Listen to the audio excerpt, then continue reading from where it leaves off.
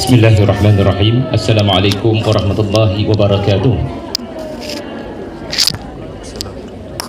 Alhamdulillah Rabbil alamin, wassalatu wassalamu ala asyrafil mursalin wa ala alihi wa sahbihi wa man tabi'ahu wa nasarahu wa jahada fillahi haqqa jihadih. InsyaAllah kita akan sambung perbincangan kita mengenai sirah Nabi Ibrahim alaihi salam. Namun demikian saya ingin respon kepada beberapa persoalan yang mudah-mudahan menambah ilmu kepada kita di petang ini. Tapi sebelum saya mulakan, hari Jumaat adalah hari di mana kita kena bangun daripada tidur.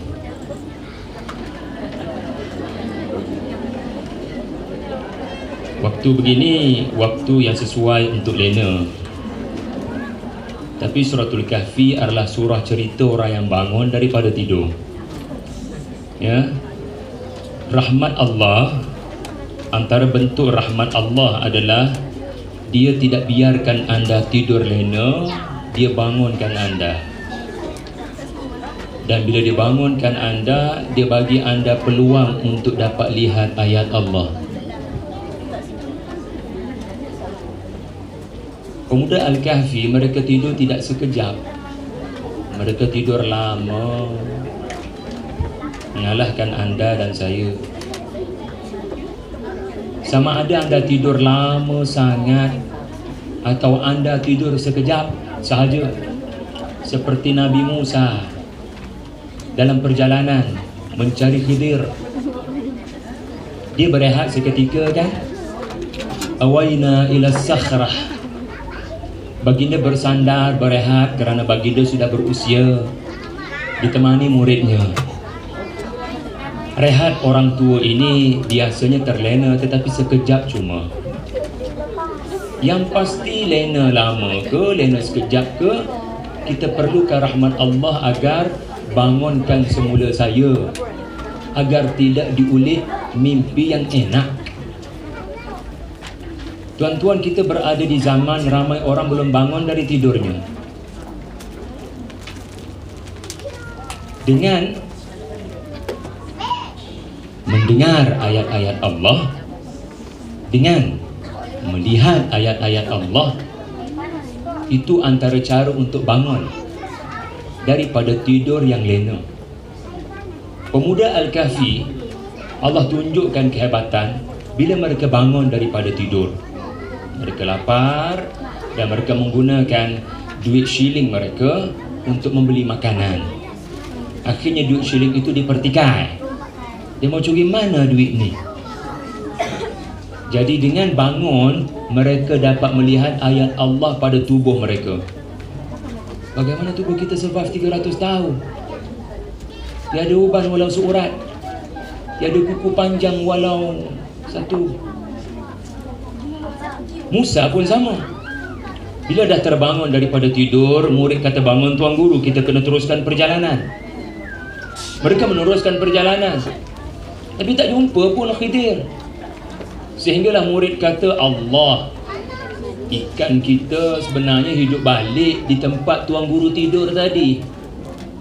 Kita kena patah balik tuan guru. Bila patah balik baru jumpa ayat Allah. Apa ayat Allah? Khidir alaihi salam. Jadi suratul Kahfi ni kenapa kena baca hari Jumaat? Sebab hari Jumaat adalah hari kita kena bangun daripada tidur dan minta orang lain pun bangun daripada tidur. So point saya, jangan tidur dalam ceramah ni.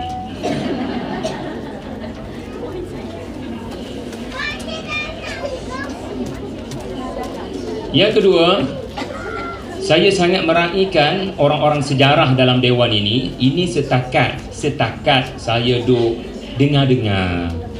Kalau ditanya di manakah lokasi perjuangan Nabi Ibrahim semasa di Iraq, ia adalah Ur Babil. Ya, Babil.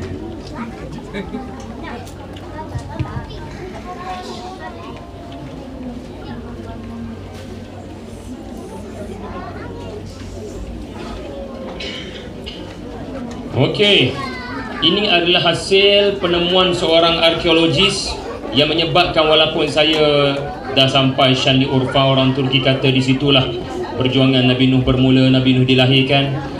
Tapi minta maaf lah, saya lebih yakini bila ada bukti yang lebih kuat lah. Wallahu a'lam. Kok mana pun Allah tak sebut. Bila Allah tak sebut tu tak penting mana lah. Kalau anda rasa dia boleh membantu, maka ambillah mana-mana pendapat yang difikirkan paling kuat. Okey.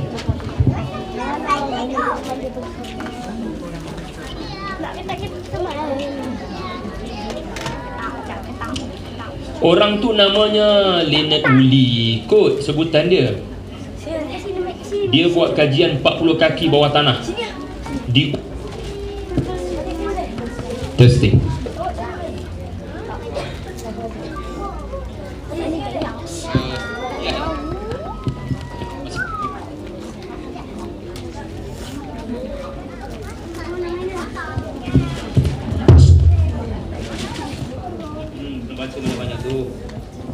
Terima kasih Haji. Testing. Nah, oh padahal bukan slide, lupa. Ingatkan slide tadi dia slideshare.net. Saya pernah buat slide ni lah. Penemuan ini menemui sesuatu di bawah tanah. Ya, ada sesuatu. Beliau diarahkan oleh kerajaan British untuk buat kajian, dan hasil kajian 40 kaki bawah tanah, beliau menemui sesuatu, iaitulah ukiran-ukiran, ada peradaban, ada peradaban, ada binaan di sana sini bawah tanah yang menunjukkan ukiran-ukiran yang memberikan isyarat kepada bentuk-bentuk Tuhan yang disembah oleh kaum di Ur. Antara yang ditemui adalah Nana. Nana tu tak penting, penting bulan. Okey. Kemudian dikaitkan dengan kuil Zugurat yang dikatakan malam hari digunakan untuk menyembah bulan purnama. Okey. Dan ini tempelnya, ya, Nana. Kemudian ada juga ditemui tokong-tokong yang mana ada objek di atas kepala itu, ya. Ramai ingat periuk nasi kot. Tapi sebenarnya Inanna pula dah. Inanna ini sebenarnya merujuk kepada Venus, planet cerah kaukaban. Adapun yang seterusnya, sebab dia memang cerah, kalau kena waktunya memang antara yang paling cerah di angkasa selepas bulan lah, ya. Kemudian ditemui juga Utu, iaitulah matahari. Jadi mengambil kira Nana, Inanna, Utu maka kesimpulan dapat dibuat, kaum ini menyembah 3 objek ni. Tak payah duk ingatlah nama tu tak penting, syirik tu. Yang penting mereka menyembah 3 objek ini. Jadi ada puan tadi bertanya pada saya di mana duduknya cerita ni. Mana puan tu? Tak dapat buku lagi kan? Okey, pastikan jumpa saya lepas program ni.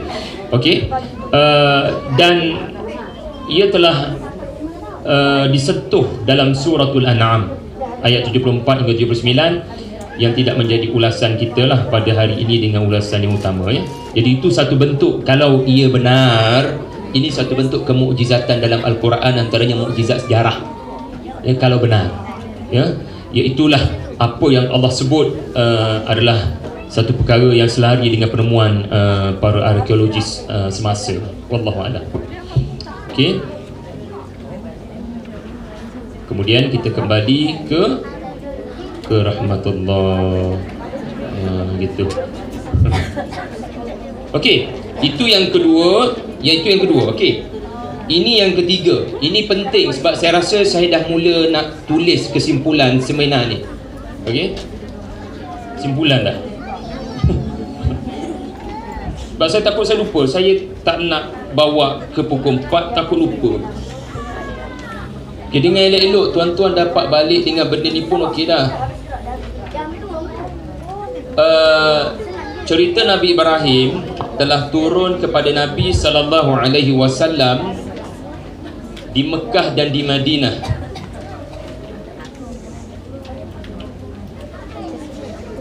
Jadi cerita Nabi Ibrahim telah turun kepada Nabi semasa Nabi 13 tahun di Madinah, di Mekah, dan 10 tahun di Madinah. Maknanya Nabi di Mekah 13 tahun, Nabi di Madinah 10 tahun, sentiasa turun sahaja cerita Nabi Ibrahim alaihi salam. Dan setiap cerita ni ada tujuan, bukan sekadar to inform what happened in the past, tetapi untuk beberapa tujuan. Okey? Dengar elok-elok, dua di sini, dua di sini. Pertama sekali, sasaran kepada cerita Nabi Ibrahim di Mekah adalah Quraisy. Manakala yang kedua adalah Nabi sendiri sallallahu alaihi wasallam. Manakala cerita Nabi Ibrahim, kisah Nabi Ibrahim alaihi salam yang turun di Madinah, sasaran yang pertama adalah Yahudi di Madinah, dan yang kedua adalah sahabat Nabi radhiyallahu anhum. Setiap cerita yang turun dia ada isu. Dia bukan turun saja-saja. Dia turun kerana ada masalah berlaku. Ada masalah besar berlaku. Wa Qur'anan faraqnahu litaqra'ahu 'alan nasi 'ala mukthin. Ya. Jadi anda akan dapati banyak cerita Nabi Ibrahim ini membabitkan Nabi Ibrahim berdakwah dengan penuh kebijaksanaan. Betul kan?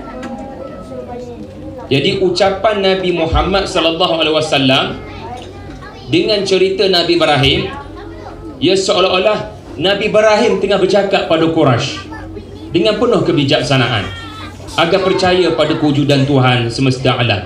Yang kedua, bila sasaran dia Quraisy, pasti akan diceritakan tentang kedegilan. Maknanya perangai Quraisy adalah perangai kaum Nabi Ibrahim, sama sebiji. Kadzalika qala alladhina min qablihim tashabahat qulubuhum. Perangai sama walau muka berbeza, bahasa berbeza, hati sama. Okey? Walaupun kamu cakap Arab Quraisy dan orang-orang Ur cakap bukan bahasa Arab, tapi hati tetap berbahasa dengan bahasa yang sama, bahasa penentangan. Okey? Kedegilan. Dan akhir sekali anda akan dapati pecahkan berhala. Dan kesan daripada pecahkan berhala. Kenapa ada cerita Nabi Ibrahim pecahkan berhala? Kenapa ada banyak cerita Nabi Ibrahim tidak bersetuju dengan ayahnya dan tidak bersetuju dengan kaumnya penyembahan berhala? Sebab benda tu yang diorang ni buat. Dan diorang klaim ini ajaran moyang kami Ibrahim. Siap bangga dabik dada, kamilah pewaris benar ajaran Nabi Ibrahim. Kaki pelawuk. Ara'aita alladhi yukadzibu biddin? Kau tidak lihat orang yang berdusta atas nama agama mengatakan ini tinggalan Nabi Ibrahim? Pelawuk. Ya, gitu. Jadi dakwah banyak cerita pasal Nabi Ibrahim marah sembah berhala sebab benda tu cucu cicit dia buat. Okey, yang pecahkan berhala ni pula menarik. Ya, menarik sebab tahun 8 Hijrah, selepas 13 tahun di Makkah, lebih kurang 20 tahun perjuangan kepada Quraisy daripada dalam Makkah bahkan di luar Makkah, baru dapat buat apa Nabi Ibrahim buat. Sallallahu alaihi wasallam dapat melakukan apa yang moyangnya lakukan. Nabi Muhammad dapat buat sunnah Nabi Ibrahim pada tahun 8 Hijrah, pembukaan Makkah. Jadi cerita Nabi Ibrahim pecahkan berhala bukan hanya cerita kebijaksanaan, tetapi cerita tentang wawasan perjuangan Nabi dan tujuan Nabi diutuskan. adalah untuk menghapuskan berhala-berhala ini di kota suci yang diasaskan Nabi Ibrahim. Okey, kepada Nabi pula, agak-agaknya cerita Nabi Ibrahim apa dia? Yang bersifat motivasi. Ya, Al-Fadhil Ustaz tadi berkongsi tentang bahagia tanpa syarat, ya, dan juga bagaimana untuk kita menjemput rezeki daripada Allah Subhanahu wa taala. Jadi antara cerita menarik yang bakal kita kupas bentar lagi adalah cerita Nabi Ibrahim dengan malaikat yang datang ke rumahnya dalam rupa paras manusia. Ada kata 3 orang, ada kata 10 orang, ya, wallahu alam. Kenapa cerita tu ada? Dan cerita tu ada dalam 3 buah surah, Al-Hijr, Al-Dhariyat dan Hud. Sebab nak bagi motivasi pada Nabi, lepas susah ada senang. Lama duk tunggu anak tak dapat-dapat, akhirnya dapat. Berita gembira dia dapat zuriat. Berita juga gembira kaum yang buat hubungan bukan untuk dapatkan zuriat, syahwatan, lelaki dengan lelaki, Allah putuskan generasi mereka. Mana orang-orang yang benar-benar menentang ajaran fitrah, Allah tidak benarkan mereka ada generasi pelapis. Malaikat yang sama, dia orang on the way ke negara Sodom, tapi singgah bertemu dengan bapa para anbiya, ya, nanti, iaitulah Nabi Ibrahim alaihissalam. Jadi dia orang RNR dulu di rumah Nabi Allah Ibrahim. Subhanallah, ya, betapa besarnya kedudukan Nabi Ibrahim. Okey, bila Nabi berhijrah, ada juga cerita Nabi Ibrahim, khususnya suratul Baqarah. Dan banyak cerita Nabi Ibrahim dalam Baqarah combine dengan Nabi Ismail. Sebab apa? Sebab apa? Sebab Yahudi tak puas hati. Rasul yang terakhir patut dari belah kami, bukan dari belah Arab. Rasul yang terakhir sepatutnya Yahudi, bukan orang Quraisy. Lepas tu bagaimana kamu boleh klaim kamu Rasul, sedangkan Nabi-Nabi adalah daripada keturunan Nabi Ishaq bin Ibrahim. Lalu Allah sebut detail, Muhammad itu pun keturunan Ibrahim, Ismail bin Ibrahim. Allah menghentikan perjalanan para Nabi. Stop. Nabi, tiada lagi Nabi yang terakhir daripada Yahudi. Sebab perangai hampa semua, teruk, ubah ayat-ayat suci Taurat, mengamalkan riba, bersetuju dengan penyembahan berhala demi mengawal keuntungan, menguasai pasar-pasar di Yathrib pada waktu itu dan beberapa tempat di tanah Arab. Dan mereka banyaklah, ya, jenayah dan kerosakan yang mereka buat, yang menyebabkan tak ada maknalah kau dabik dada kau keturunan para Nabi kalau perangai macam ni. Allah stop Nabi. Makin terakhir adalah Isa bin Maryam. Isa bin Maryam pun mereka nak bunuh. Maka stoplah setakat tu. Berhentilah nak bangga dengan diri sendiri. Kiblat telah ditukar ke Makkah, bukan lagi kiblat korang Baitul Maqdis. Kiblat ditukar ke arah Makkah, nak katanya di situ Rasul terakhir dilantik, ya. Jadi merawat hasad dengki orang-orang Yahudi. So itu version cerita Nabi Ibrahim yang turun di Madinah. Manakala cerita Nabi Ibrahim juga, ya, telah turun kepada para sahabat. Siapa boleh teka?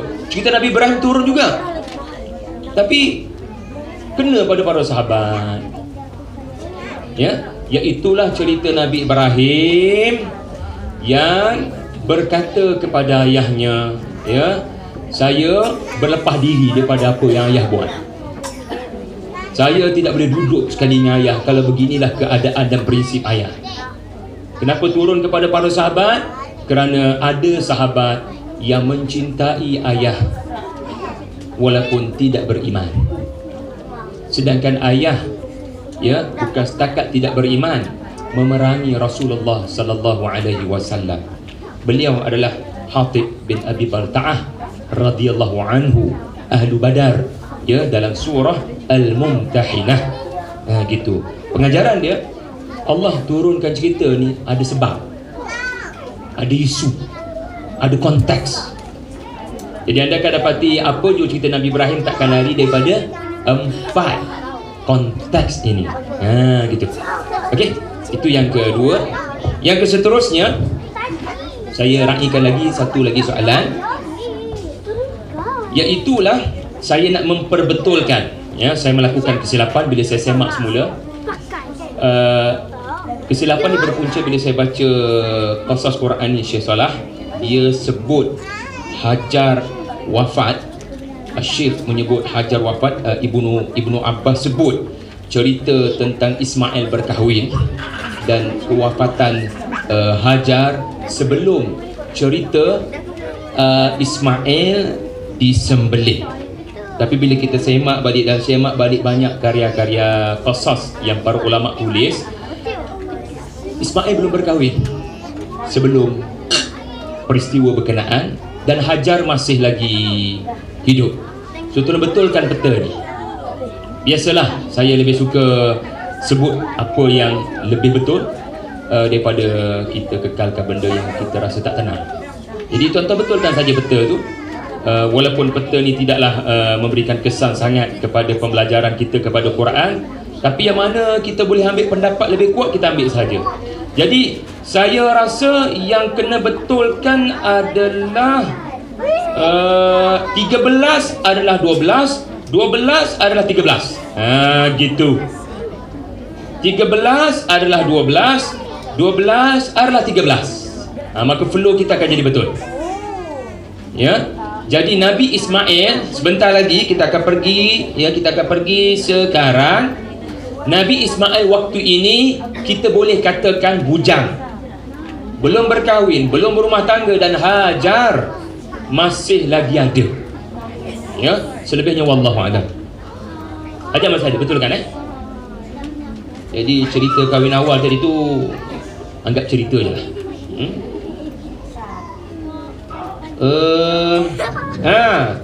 Satu lagi sebelum kita pergi terlalu cepat.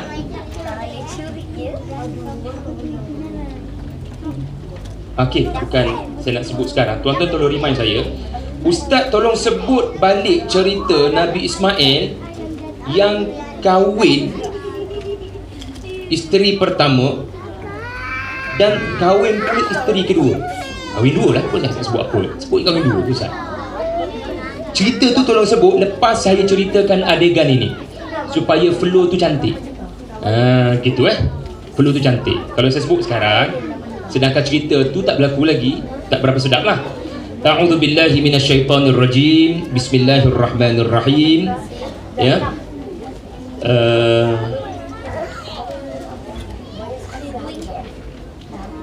Rabbi habli minas salihin. Ya. Kalau nak anak, selepas tak ada anak, jangan putus asa berdoa dengan doa yang paling maksur daripada Quran. Ini doa para nabi yang mustajab. Ya. Rabbi habli minas salihin. Tuhan anugerahkan saya anak yang saleh. Bila dia ucap doa ni, ya, selepas sampai di Palestin dan selepas membina rumah tangga dengan Sarah, ada hikmah Allah Ta'ala perintahkan Nabi Ibrahim meninggalkan Ur atau Iraq sebab kau tak boleh besarkan anak-anak kau di tempat begitu, rosak anak-anakmu nanti. Seolah-olah begitu. Ya, Nabi Ibrahim boleh saja membina rumah tangga di Ur, tapi nanti rosak anak-anak tu, kerana kaum-kaum yang ada di situ adalah kaum yang tidak beriman. Saya ada satu soalan pada anda. Apa jadi kaum Nabi Ibrahim sebenarnya? Adakah mereka menjadi seperti kaum Thamud, kaum 'Ad, kaum Madian, kaum Lut, kaum Fir'aun, musnah? Ada jawapan tak? Nak buku Kompas tak? 114 cover je. Okey, ini benda nombor 2 tolong remind saya. Iaitulah ketika membincangkan tentang kedatangan malaikat tu. Kedatangan malaikat ziarah Nabi Ibrahim tu, tolong remind saya please. Iaitulah ustaz, tolong ceritakan tentang apa kesudahan kaum Nabi Ibrahim di Ur. Ya, kenapa Quran tak sebut kesudahan dia orang macam Allah Ta'ala sebut kaum-kaum yang lain? Sebab Rasul ni bila meninggalkan negara tu, maknanya apa? Azab datang. Itu benda yang anda akan temui pada kaum-kaum terdahulu. Tetapi uniknya, anehnya, ajaibnya, tak ada dalam Quran Allah sebut kesudahan kaum Nabi Ibrahim. Adakah mereka diazab? Adakah mereka dibiarkan? Apa sebenarnya yang berlaku? So remind saya please. Okay? Rabbi habli minas salihin. Tuhan anugerahkan saya anak yang saleh. Allah berikan berita gembira, kami kurniakan kepada kamu anak yang halim. Okey? Kami kurniakan kepada kamu anak yang halim. Ada nama Halim di sini? Halimah? Ada? Mana? Boleh kenal? Masya Allah. Okey. Halim, apa makna Halim? Siapa tahu? Apa makna Halim? Apa makna Halim?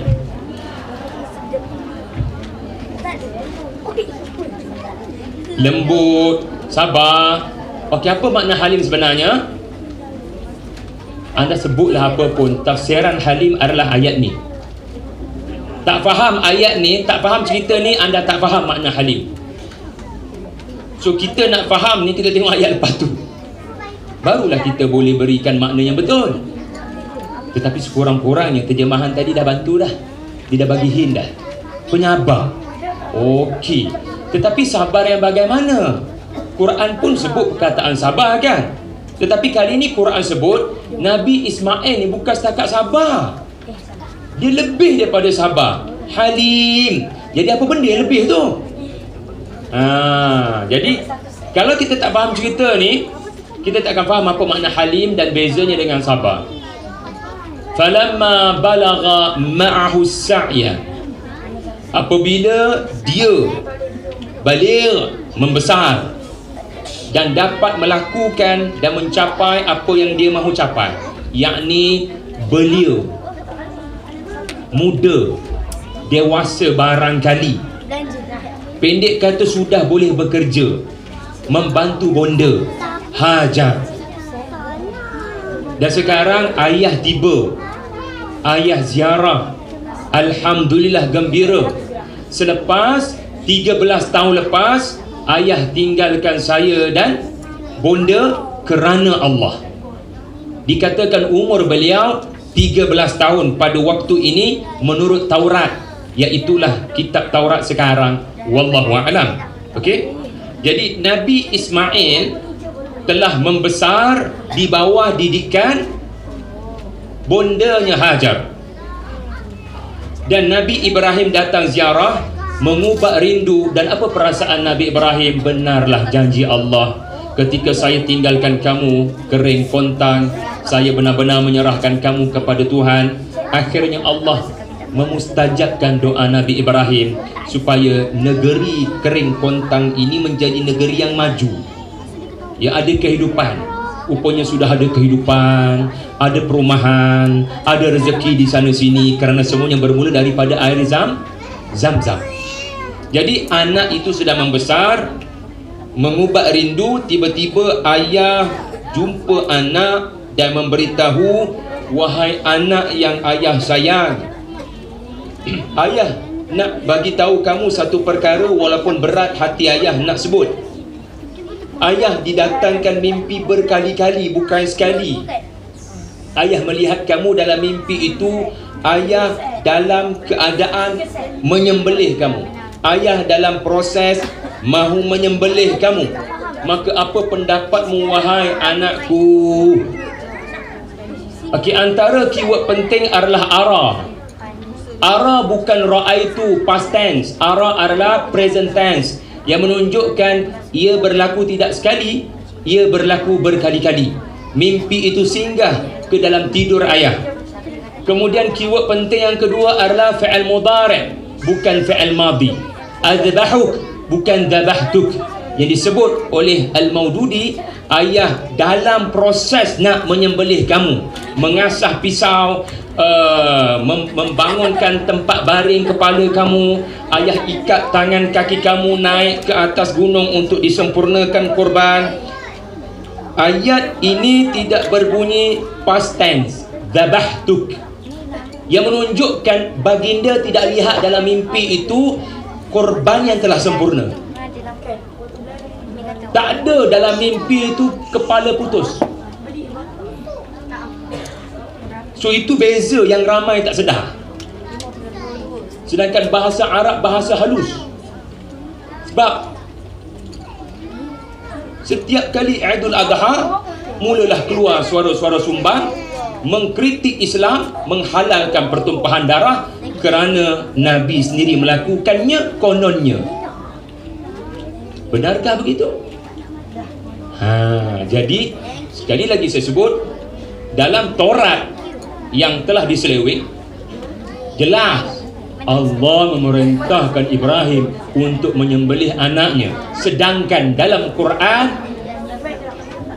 ayah lihat kamu dalam mimpi ayah dalam proses nak menyembelihmu nak. Maka ayah memahami Allah memerintahkan ayah mentafsirkan mimpi itu. Ayah perlu menunaikan perintah Allah, mengorbankan kamu.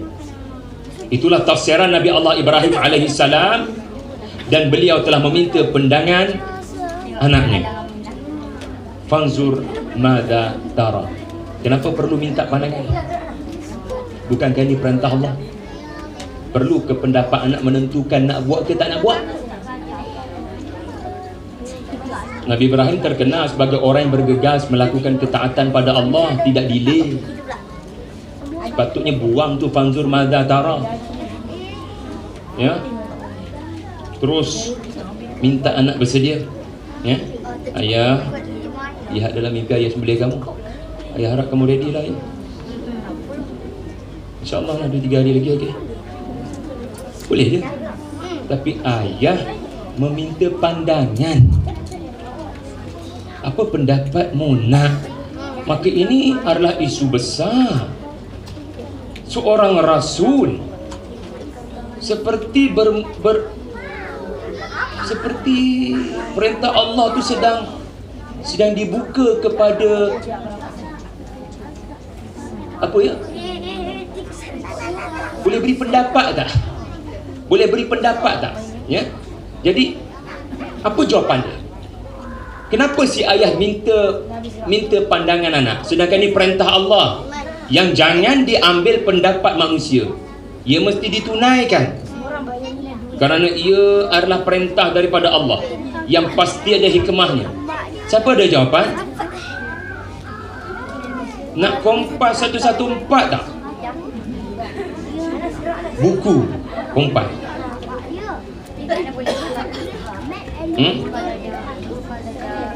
Sebab kasih sayang. Jadi kerana kasih sayang, ayah pun tanya. Okey, kalau anak jawab, ya, kalau anak jawab, ayah lakukanlah, ya, apa yang telah diperintahkan. Ayah akan mendapati, insya-Allah saya sabar. Okey. So, ayah sayang pada anak, ayah tanya. Anak dah bagi jawapan. So, kesannya apa? Ayah tak sanggup lah nak, walaupun kamu sanggup. Pertama sekali, ya, ayah nak tengok anak ni, ya, dalam ibadat dia nak pahala ke tidak. Ayah tak nak apa yang bakal dibuat ayah seorang dapat pahala. Anak buat tapi tak redha. Buat sebab Allah suruh, buat sebab ayah suruh. Pahala tak ada, sebab hanya sekadar taat tanpa kerelaan. Maka kita belajar di sini. Kita puasa ke, jangan buat sebab bulan Ramadan. Buat sebab anda ada sebab nak puasa, ada objektif nak capai, ada pahala nak cari. Jangan buat ibadat hanya kerana ikut orang. So Nabi Ibrahim tanya sebab yang pertama, dia nak kenal pasti anak ni buat sebab taat sahajakah atau sebab dia mahu bersama-sama dengan ayahnya berkongsi pahala yang besar. Ya, maknanya dia sekadar taat ke ataupun dia taat dan tenang dalam ketaatan. Dia tak semua orang taat dia tenang. Ada orang taat dia buat tapi protes kat dalam. Ada protes di dalam. Yang macam ni biasa istiqamah dia tak lama. Tapi orang yang taat dalam keadaan dia tenang dengan ketaatan, insya-Allah, ya, sebab dia melakukan dengan hati. Sebab yang kedua, ayah tanya sebab ayah nak tahu doa dia dah mustajab ke belum. Dia doa Allah mustajab. Tapi adakah Allah mustajab? Nabi Ibrahim diberitahu anak yang mana dapat Halim ni. Jadi kerana dia nak tahu adakah anak ini adalah apa yang saya minta daripada Allah. Barangkali Nabi Ibrahim tak tahu adakah doa dia sudah mustajab ke belum. Tapi Allah memang beritahu, kami akan berikan pada kamu anak yang bukan setakat soleh tetapi halim. Jadi sekarang Nabi Sulaiman nak tahu adakah anak ini adalah sebagaimana yang Allah berikan kepada saya. Boleh faham tak? Apa yang dah berlaku ni? Saya sebut apa? Saya sebut Nabi Yunus. Astagfirullah. Jadi berita gembira Allah dah sebut dulu. Tapi betul ke anak ni yang Allah maksudkan? Jadi untuk cek betul ke anak ini yang Allah, makna nak tahu Allah mustajabkan ke belum doa saya kena tanya. Saya kena tanya. Jawapan anak akan menentukan dia halim ke tidak. Jadi bila anak jawab, ayah, lakukanlah apa yang Allah perintahkan dengan bergegas. Wahai ayah yang saya sayang, ayah akan mendapati saya insya-Allah dari kalangan orang-orang yang sabar. Bila jawapannya begini jelas, Allah telah mustajabkan doa saya. Kerana jawapan anak itu menunjukkan dialah yang menjadi berita gembira daripada Allah. Kalau anak jawab, Papa, I'm not ready, please. Dahlah tinggal kita orang 13 tahun dulu, tak ada apa-apa makanan bekalan, ayah tinggal kami macam tu. Dan sekarang ayah nak bunuh saya. Benda ni. Kan? Boleh je anakku Sazali begitu. Okey? Ataupun anak ini boleh je jawab, ayah beri saya masa. Beri saya masa. Ya, kalau dia jawab begitu, Nabi Ibrahim akan faham doa dia belum mustajab, Allah akan kurniakan anak yang lain. Tapi bila anak jawab macam ni, dia faham dah Allah sudah tunaikan permintaannya dan selesai. Kena pulangkan balik anak ini kepada Tuhan dia. Dia faham. Okey? Jadi anda akan dapati kualiti Nabi Ismail, ya, yang sebenarnya tidak banyak masa membesar dengan ayahnya, banyak membesar dengan bondanya. Dan lihatlah kualiti anak, lihatlah kualiti mak yang ditinggalkan menerusi jawapan anaknya. Pertama sekali, dia respon pada ayahnya dengan perkataan ya abati. Ya, ayah, memang pengumuman ini pengumuman yang berat, tetapi saya nak bagi tahu pengumuman ini tidak menjejaskan pun kasih cinta saya kepada ayah. Satu. Yang kedua, if'al. If'al ni maksudnya ayah tolong buat, jangan fikir panjang, just do it. Yang ketiga, if'al ma tu'mar. Dia tak kata ayah lakukan sebagaimana ayah tengok dalam mimpi. Yang dia kata, ayah lakukanlah apa yang ayah tengok dalam mimpi, dan apa jua Allah perintahkan, ayah tolong buat. Maksudnya, kalau Allah perintahkan lebih daripada ni, you need to do it. Subhanallah. Anak bagi tazkirah balik pada ayah. Ayah jangan delay lama-lama benda ni. Syaitan datang tengah-tengah membisikkan gangguan. Subhanallah. Ayah akan mendapati saya insya-Allah. Perhatikan dia menyebut insya-Allah. Dia tak lupa insya-Allah. Maknanya ayah cakap sekarang saya kuat dan yakin. Tapi pisau kalau dah sampai sini belum tentu saya kuat, ayah. Tetapi kalau Allah berikan saya kekuatan, saya akan kuat. Ya, insya-Allah. Dan ayah akan mendapati saya Dia tak kata ayah akan mendapati saya sabar. Dia kata ayah akan mendapati saya sebahagian daripada orang-orang yang sabar, punya merendah diri. Dia nak katanya ada orang lebih sabar daripada saya, termasuklah ayah yang Allah uji macam-macam sebelum ni. Mama cerita lama pasal ayah. Subhanallah. Okey. Kemudian falamma aslama, ada perkataan Islam. Tuan-tuan akan dapati Nabi yang paling banyak perkataan Islam, aslama, salamun alaik, salaman, adalah Nabi Ibrahim alaihi salam. That's why dia dianggap officially pengasas Islam kepada kita. Falamma aslama. Siapa kat pengenalan dia Islam? Oh, soalan tak patut ditanya. Tapi apa makna Islam? Dia bukan nama, dia sifat ketaatan dan kedamaian. Dia ada dua makna tau. Taat, patuh, dan yang kedua kuni bardan wassalaman, sejahtera. Salamun hiya hatta matla'il fajar, damai.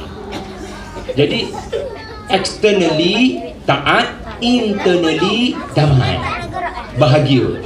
Jadi kedua-duanya, lihat dia Allah mengatakan kedua-duanya. Bukan hanya Nabi Ibrahim, Nabi Ismail pun kedua-duanya melangkah dengan penuh ketaatan dan keredaan. Kalau kita tengok satu orang yang nak dibawa ke tali gantung pukul 6 pagi biasa dilakukan pada hari Jumaat. Anda nampak bagaimana pegawai terpaksa heret. Dia dah tak kuat nak jalan lah. Dia dah tak boleh nak berjalan dah. Sebab dia tak nak pergi ke situ tapi terpaksa pergi ke situ. Ini gambaran orang yang tahu dia akan maut sebentar lagi. Tetapi Allah terangkan di sini bagaimana mereka melangkah dengan penuh ketaatan dan keredaan. Watallahu lil jabin, dan diletakkanlah apa antara kening dan pipi. Apa antara kening dan pipi ini di atas satu tapak yang ditinggikan tanahnya. Ditinggikan tanah untuk letak kepala agar anak itu selesa. Anak itu selesa semasa proses itu akan berjalan. Seolah-olah jangan lihat mata ayah, supaya ayah tidak mudah bersimpati kepada kamu bila ayah melakukannya. Dan seolah-olah ini disebut oleh Ibnu Abbas kalau tak salah saya, seolah-olah ayat ini bermaksud Ismail berkata, ayah, buka baju ayah supaya darah yang terpercik itu tidak kena pada baju. Sebab kalau kena pada baju, mama akan teringat darah pada baju berkenaan yang barangkali susah untuk dikeluarkan. Ikatlah kaki dan tangan saya dengan ketat supaya bila saya meronta tidak tercabut ikatan. Dan lakukanlah dengan pisau yang tajam supaya tidak lama kesakitan. Itulah Nabi Ismail alaihi salam yang dimaksudkan watallahu lil jabin. Wa nadainahu ayya Ibrahim. Pisau hampir sampai ke sini tuan-tuan. Hampir sampai, nyaris sampai. Tiba-tiba Allah berfirman, wahai Ibrahim, wahai Ibrahim, berhenti, kau telah membenarkan mimpi. Jadi sekarang terjawab apa Nabi Ibrahim nampak dalam mimpi.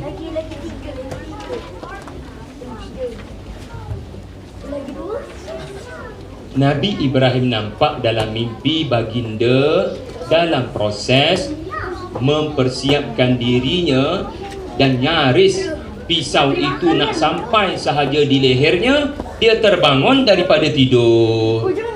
Esoknya pula mimpi yang sama, dan bila nak pergi je pisau tu ke leher, mimpi tu berhenti. Hari ketiga berturut-turut mimpi yang sama, bila pisau tu nak sampai ke leher, berhenti, terbangun daripada tidur. Jadi Nabi Ibrahim mentafsirkan mimpi ini sebagai perintah Allah. Ada hikmahnya barangkali Allah tidak tunjukkan babak 18 SG tu. Ada hikmah barangkali supaya ayah kuat untuk melakukannya, instead of Allah paparkan secara visual aksi berkenaan.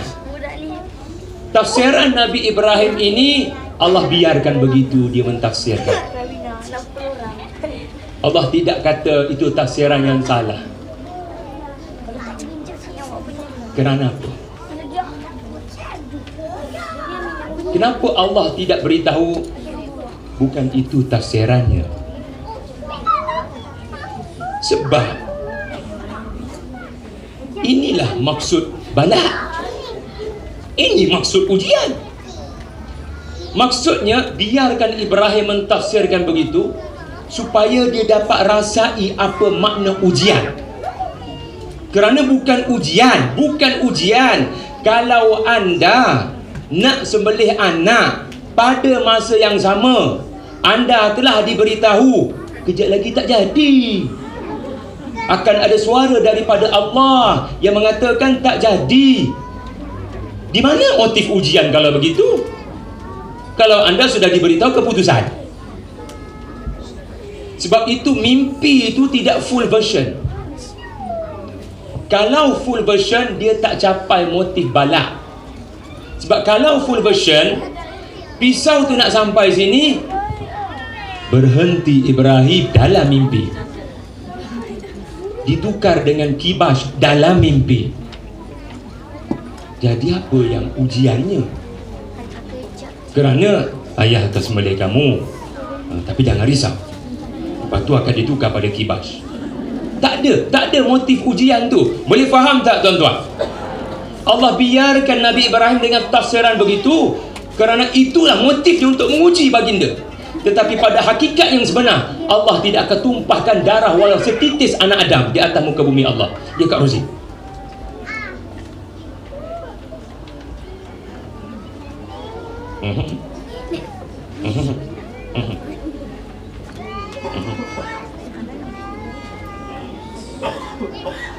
Akak tak datang tadi, saya dah clarify dah. Saya dah betulkan balik. Mama dia ada lagi.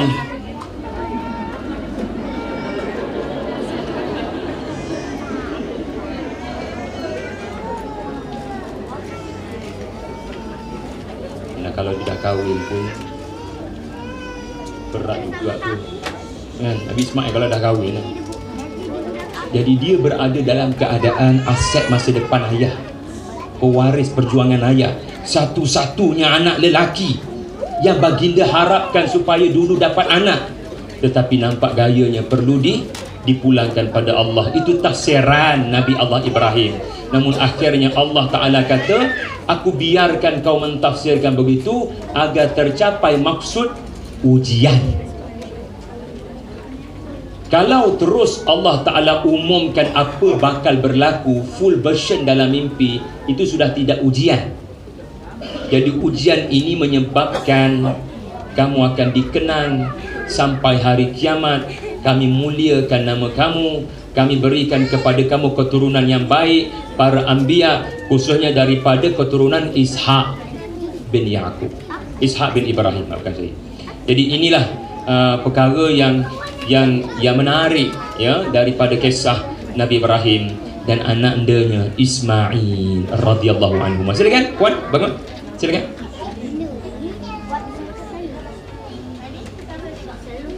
Isterinya. Okey, sekali lagi.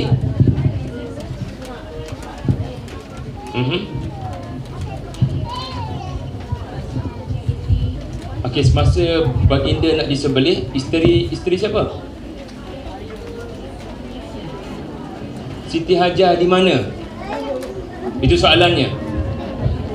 Di rumah.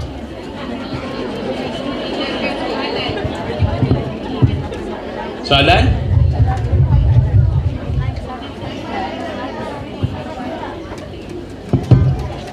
Oh, makna saya dah habis. Anda sudah mengingatkan. Iaitulah apa jadi lepas tu. Okey, apa yang berlaku selepas peristiwa pengorbanan Kibash, ya, dan nyaris disembelih Nabi Allah Ismail. Tak apa, nanti saya dengar balik soalan puan. Saya nak selesaikan ini dulu. Apa yang berlaku adalah pembinaan Baitullah. pembinaan Baitullah. Nabi Ibrahim membina bersama dengan Ismail Baitullah. Besar harga untuk membina Baitullah selepas peristiwa hebat yang tidak pernah berlaku kepada mana-mana Nabi, iaitulah nyaris mengorbankan anak sendiri. Kalau outsource pada orang tak apa lagi, outsource pada orang, kau tolong selesaikan apa yang Allah perintahkan tadi, ya? Ataupun umban dalam gaung ke, makna mati tu tidak depan mata kan, semelih ni tuan-tuan, siapalah sanggup. Tapi itulah tafsiran Nabi Ibrahim yang dibiarkan Allah supaya berlaku motif ujian. Dan akhirnya Allah kata, stop, kau sudah melampau batasan dalam mimpi. Mimpi kau tak nampak pun darah keluar, lalu kenapa nak bagi darah keluar? Stop. Subhanallah. Okey, jadi sebenarnya soalan anda, Puan Hajah, adalah Akak, apa soalan anda? Di mana isterinya ke?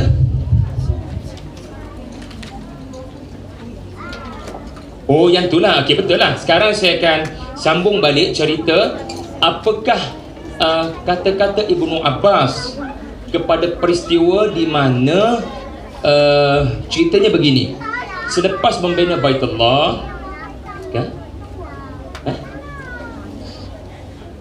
Boleh? Oh, boleh, silakan.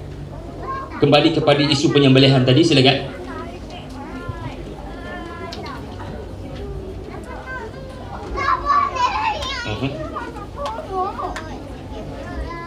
Bagaimana kita boleh mengambil peristiwa itu sebagai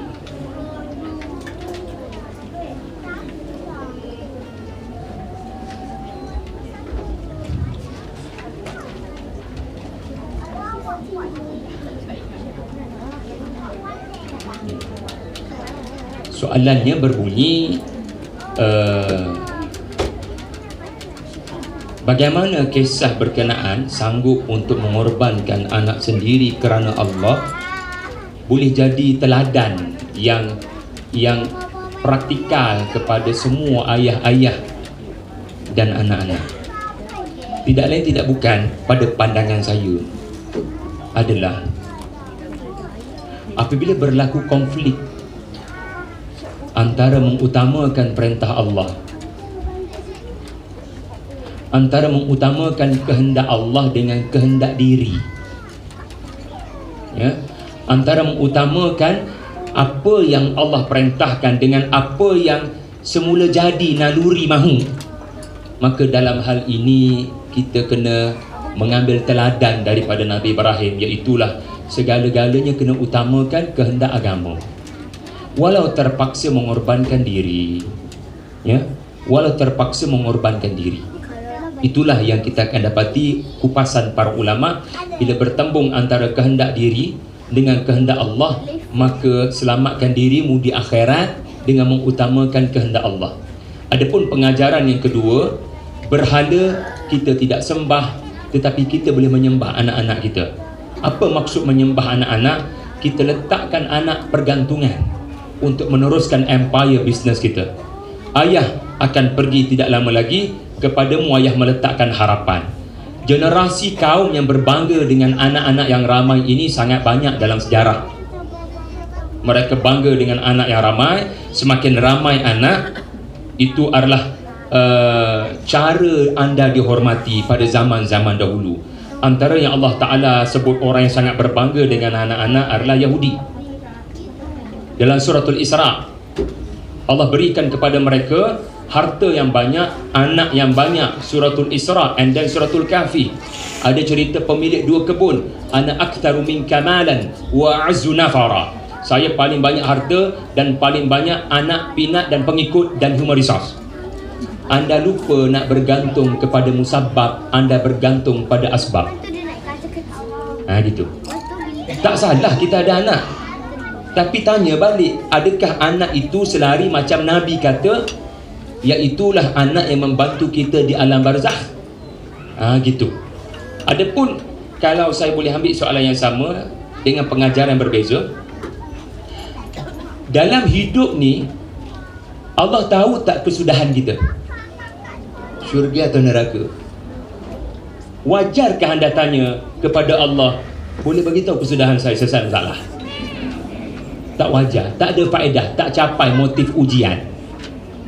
Kita datang kemari untuk diuji. Apa maksud uji? Do the best, buat bekalan. Allah Maha Adil, Dia tak akan beri ganjaran negatif kepada orang yang beramal soleh. Memang Allah tahu kesudahan kita, Dia tahu kesudahan Abu Lahab. Tetapi jangan masuk benda yang Tuhan punya kerja. Ya, kita fokus kepada apa yang Allah perintah. Keputusannya kita sangat bergantung pada rahmat Allah, dan kita kena faham Allah takkan zalim kepada hamba-Nya walau sebesar zarah. InsyaAllah. Okey. Sebab tu Nabi Ibrahim, dia tak diberitahu kesudahan di sebalik penyembelihan. Yang dia hanya nampak adalah proses yang sangat susah. Berita gembira tidak diberitahu, yang nampak berita sedih. Berita gembira tidak diberitahu, yang nampaknya berita sedih. Kerana itulah maknanya ujian. Allah beri kita macam-macam perkara menyedihkan, sebenarnya ada banyak benda gembira menanti di depan. Inna ma'al usri yusra. Itu motif dia, tuan-tuan. Okey, sekarang pukul 3.30. Larat lagi ke tak ni? Boleh tak ada senaman boleh Ya. Take 5 lepas saya cerita pasal Nabi Ismail kahwin dua.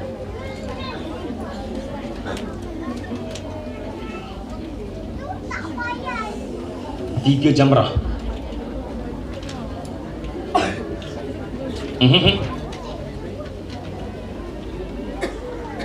Saya yakin Nabi Ibrahim yang di wallahu alam. Saya sendiri pun belum haji, jadi mungkin tak berapa faqih lagi dengan hikmah dan falsafah lontar jamrah, dan belum sempat meneliti hadis ataupun athar tentang kenapa hikmah baling jamrah.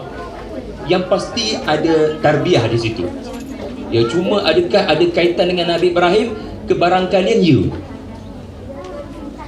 Dikatakan dalam perjalanan menaiki bukit untuk proses itu dilakukan korban, Allah menguji Nabi Ibrahim dengan munculnya bisikan-bisikan halus, ya, wallahu a'lam, ya, iaitulah bisikan seperti dia satu-satunya anak kamu dan kamu nak korbankan. Dia ada masa depan, usianya masih belia. Beri dia tempoh setahun dua, and then baru tunaikan, lengah-lengahkan. Jadi dikatakan wallahu alam, 3 kali jamrah tu sebab 3 kali usaha meragukan Nabi Allah Ibrahim. Yang penting jangan baling batu lah dekat sini. Ya, sebab syaitan memang ada. Jangan baling batu lah. Dia adalah isytihar. Di jamrah tu kita ditarbiah. Syaitan ni musuh. Standard dia laknat. Standard dia rejam. A'udzubillahi minasyaitanir rajim. Ya, maka pastikan ada jarak antara kita dengan syaitan. Itu dia punya falsafah dia, puan, ya. Okey, tiba masanya sebelum kita take 5 adalah cerita yang mungkin membangunkan semua daripada tidur. Cerita Nabi Ismail kahwin dua.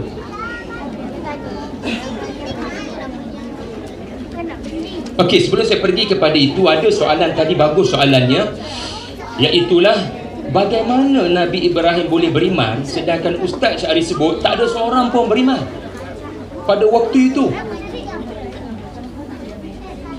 Ayahnya sendiri tidak beriman, lalu dia beriman sejak daripada kanak-kanak. Bagaimana? Adakah mak dia beriman?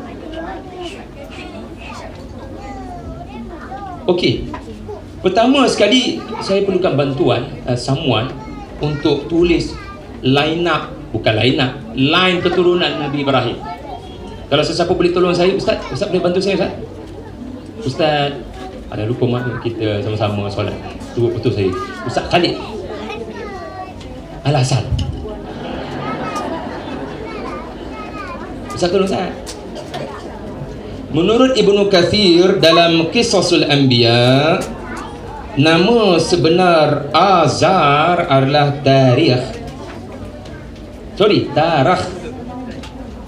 Quran sebut Azar kerana itu nama sebenar dia.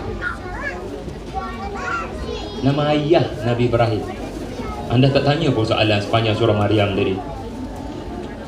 Lepas tu tanyalah soalan, ayah dia nama siapa Ustaz?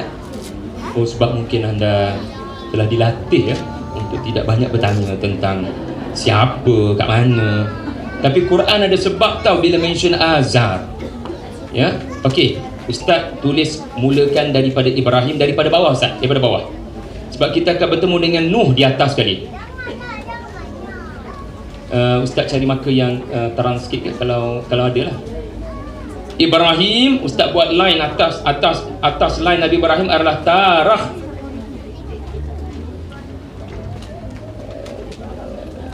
Ibrahim bin Tarah bin Nahur, nun alif ha waw ra, Nahur bin Sarugh.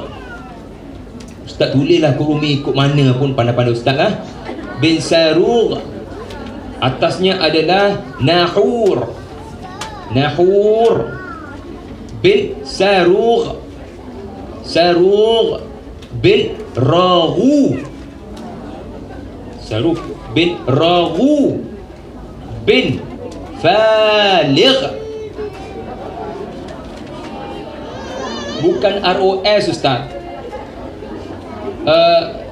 Raghu. Betul dah. Raghu. Raghu.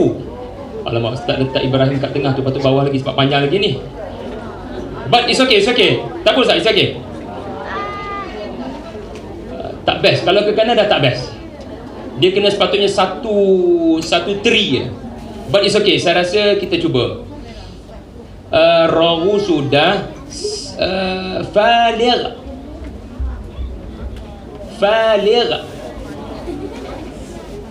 Okey. Faligh. Gitu. Bin Abir.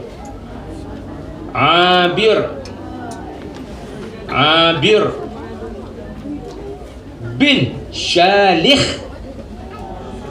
Ustaz cari mani lakat, tampal belakang, sambung naik atas.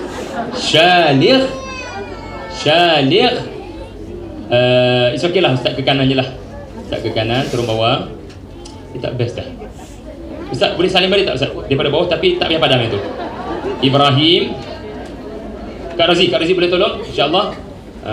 Kak Rozi tolong. Ibrahim bin Tarah bin Nahur bin Sarugh bin orang-orang dulu mereka sangat mementingkan genealogi, ya, ilmu tentang nasab keturunan.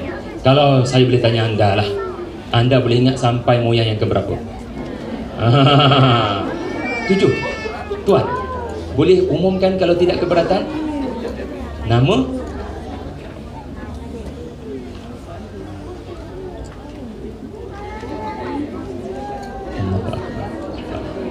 Subhanallah, tepukan pada Ustaz.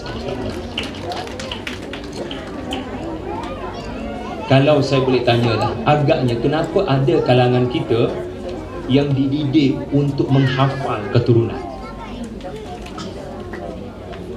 Yalah, kenapa? Sebab kebiasaannya adalah supaya jaga nama baik keluarga. Kamu keturunan siapa? Rupa-rupanya kita keturunan isteri ketiga Nabi Ibrahim. Kita keturunan Nabi Adam, tuan-tuan. Shalikh. Okey.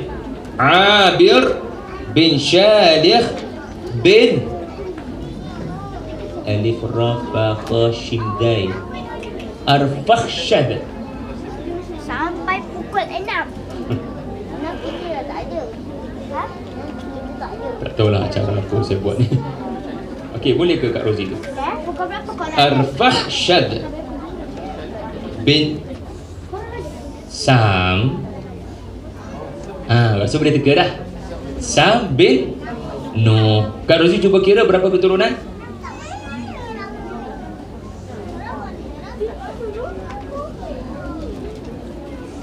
11 keturunan. Maknanya Nabi Ibrahim ini adalah generasi yang ke-11 kot ya.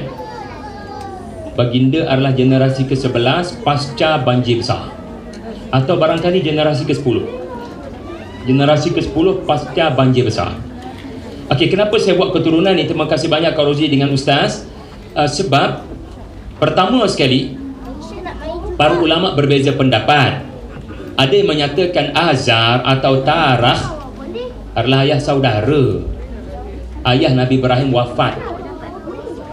Yang kafir itu ayah saudara. Okey. Ayah yang sebenar ya adalah beriman. Dan sebelumnya beriman. Dan sebelumnya beriman. Dan sebelumnya beriman. Jadi warisan itu dipelihara. Maka jadilah Nabi Ibrahim orang yang beriman. Ya. Tetapi saya memilih pendapat Allah kata ayah, maka ayahlah. Maka Tarah kafir. Ataupun Azar menurut Quran kafir. Dia tidak ada mudarat langsung kepada Nabi Allah. Kerana dalam Quran ini bukan sedikit ayah Nabi, anak kafir. Suami Nabi, isteri kafir.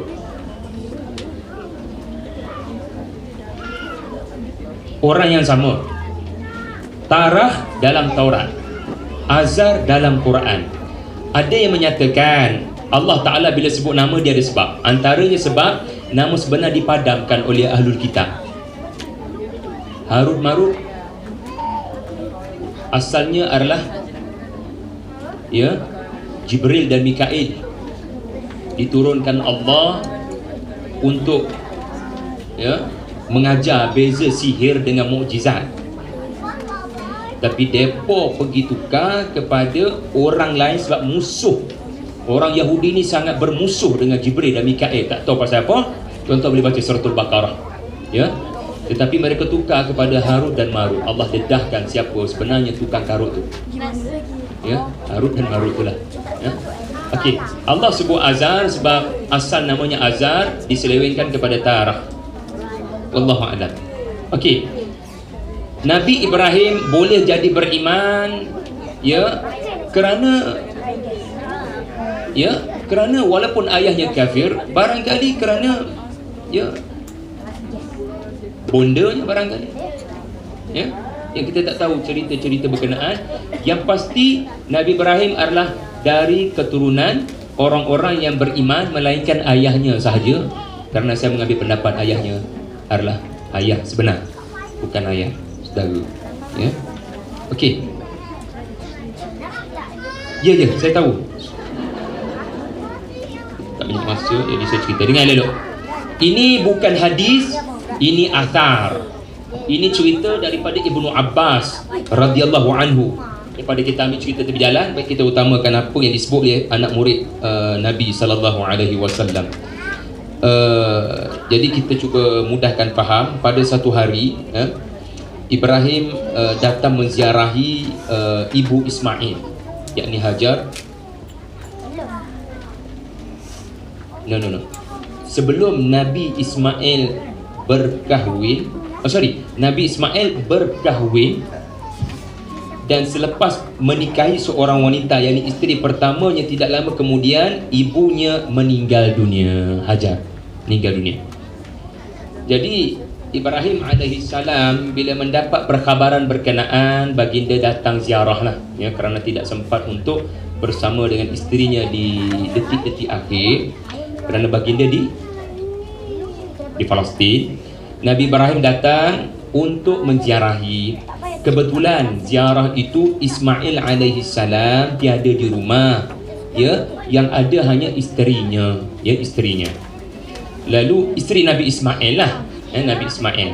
Lalu Ibrahim bertanya kepada isteri Ismail ya, ke mana Ismail ya, selepas memberi salam semualah, ke manakah Ismail ya, dia sedang mencari nafkah untuk kami. Ini adalah respon isterinya. Lalu Ibrahim bertanya lagi tentang kehidupan dan keadaan mereka. Bagaimana kehidupanmu? Ya, isteri Ismail menjawab, kami mengalami banyak keburukan. Hidup kami sempit dan penuh penderitaan. Isteri Ismail mengadukan kehidupan berkenaan ya yang dihadapi bersama dengan suaminya kepada Ibrahim alaihissalam. Isteri Ismail tidak menyedari lagi siapa lelaki itu. Ibrahim berkata, sampaikan salam saya kepada suamimu dan beritahunya agar tukarlah palang pintu rumahnya. Palang pintu, mana yang kunci tu kan, yang kunci dari dalam selak kita boleh katakan dalam bahasa kita selak lah. Selak tukar selak ni. Bila Ismail pulang, beliau merasakan ada sesuatu berlaku. Dia pun bertanya kepada isterinya, ada orang datang ke? Tu, dia boleh ada chemistry tu tuan-tuan. Ada orang datang ke? Isteri menjawab, ya, tadi ada seorang tua begini dan begitu keadaannya datang kepada kami dan bertanya tentang kamu. Lalu kuterangkan kepadanya tentang keadaan kita yang ada banyak kepayahan dan penderitaan. Ismail bertanya, apa orang itu pesan kepadamu? Ada tak dia pesan apa-apa? Lalu isterinya menjawab, ya, dia memerintahkan aku akan menyampaikan salam kepadamu dan dia juga berpesan agar kamu ubah palang pintu rumahmu. Ismail berkata, dia adalah ayahku. Sesungguhnya dia telah memerintahkan aku menceraikan kamu. Maka kembalilah kamu kepada keluargamu. Agaknya kenapa cerai? Anda akan lebih mudah faham dengan cerita seterusnya.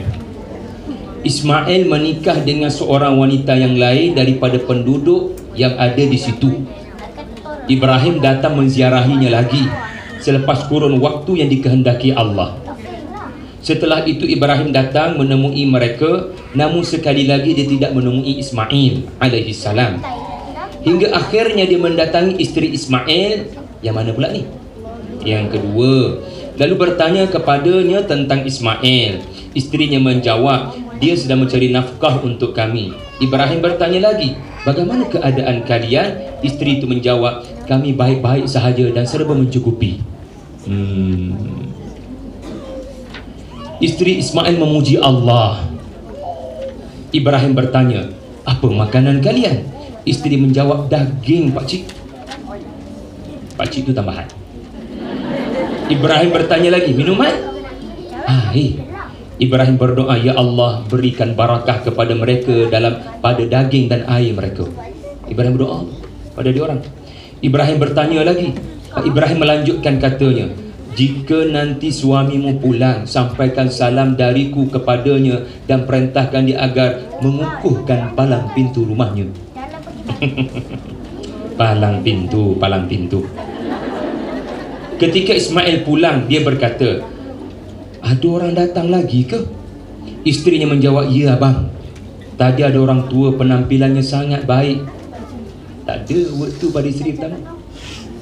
Tadi ada orang tua yang penampilannya sangat baik datang kepada kita, ya, dan isterinya memuji-muji Ibrahim tanpa dia mengetahui itu adalah Ibrahim. Dia bertanya kepadaku tentang kamu, maka aku terangkan. Lalu dia bertanya kepadaku tentang keadaan hidup kita. Aku jawab, kita dalam kebaikan. Ismail bertanya, apakah orang itu ada berpesan kepadamu tentang sesuatu? Isteri menjawab, ya bang, dia memerintahkan aku agar menyampaikan salam kepadamu dan berpesan agar kamu mempertahankan palang pintu rumahmu. Ismail berkata, dialah ayahku dan palang pintu yang dimaksudkan adalah kamu. Dia memerintahkanku untuk mempertahankan kamu. Untuk faham cerita ni pasal apa, seperti biasalah saya ulang balik pepatah Kelantan tu. You cannot change the situation, but you can change the way you see the situation. How you describe it, it is a matter of how do you see. Kita ni memang tak boleh ubah. Kalau tak berapa cukup pendapatan, ya, kereta pun kereta kecil saja. Kadang-kadang benda tu dah rezeki Allah kepada kita. Dia soal kamu mengeluh ke tidak?